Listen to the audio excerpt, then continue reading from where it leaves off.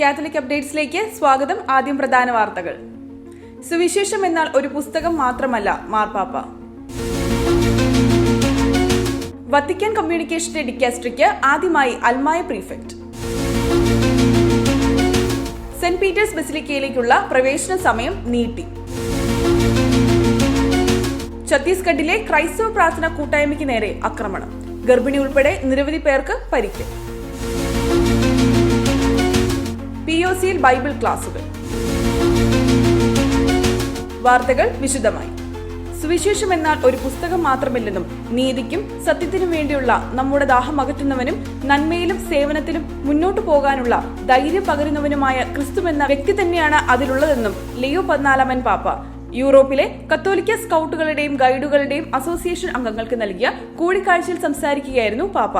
നല്ല ക്രൈസ്തവരും നല്ല പൗരന്മാരുമാകാനാണ് ഈ അസോസിയേഷൻ സഹായിക്കുന്നത് എന്ന് പറഞ്ഞ പാപ്പ ഏവർക്കും പരിശുദ്ധാത്മാവിന്റെ വരദാനങ്ങൾ ലഭിക്കട്ടെ എന്നും അങ്ങനെ കാരുണ്യത്തിന്റെയും മറ്റുള്ളവരെ ഉൾക്കൊള്ളുന്നതിന്റെയും സമാധാനത്തിന്റെയും ഭാഷ സംസാരിക്കാനും മറ്റുള്ളവരിലേക്ക് എത്തിക്കാനും സാധിക്കട്ടെ എന്ന ആശംസയോടെ വാക്കുകൾ അവസാനിപ്പിച്ചു.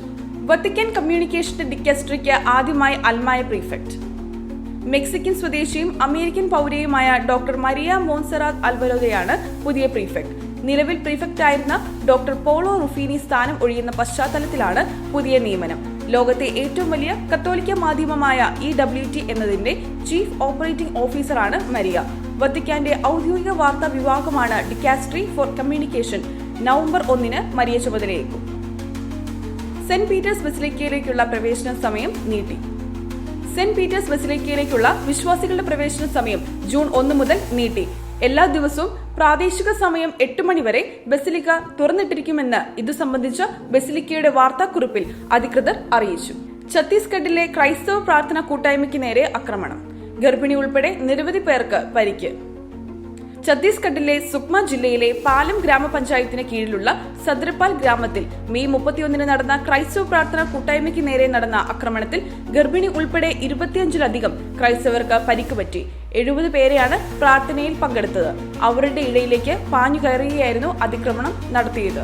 ക്രൈസ്തവ പ്രാർത്ഥനയോടും ക്രൈസ്തവരോടുമുള്ള വെറുപ്പും വിദ്വേഷവുമാണ് അക്രമത്തിന് പിന്നിലുള്ളത്. POCയിൽ ബൈബിൾ ക്ലാസുകൾ. KCBC ബൈബിൾ കമ്മീഷൻ പാലാരിവട്ടം POCയിൽ ബൈബിൾ ക്ലാസുകൾ ആരംഭിക്കുന്നു. ഈ മാസം 10 ക്ലാസുകൾ ആരംഭിക്കും. ബുധനാഴ്ചകളിൽ ഉച്ചകഴിഞ്ഞ് 5:45 മുതൽ 7:30 വരെയാണ് ക്ലാസ്. കേരളത്തിലെ പ്രശസ്ത ബൈബിൾ പണ്ഡിതർ നേതൃത്വം നൽകും. പങ്കെടുക്കാൻ ആഗ്രഹിക്കുന്നവർ POCയിൽ പേര് രജിസ്റ്റർ ചെയ്യണം.